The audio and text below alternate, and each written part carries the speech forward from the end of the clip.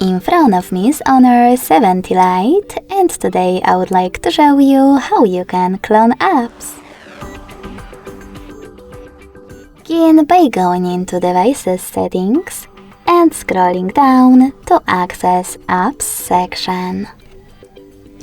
Then click on App Twin and click on the switcher next to one of your available apps that you wish to clone.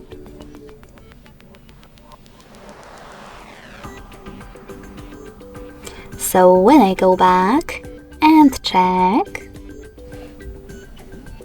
I can see that my app was successfully cloned. If you want to get rid of this clone, access exactly the same settings and tap on No Blue Sweater next to it. Lastly, select Close in the pop-up to confirm your choice. Thanks so much for watching. If you enjoyed this video, smash that like button, comment and subscribe. Bye!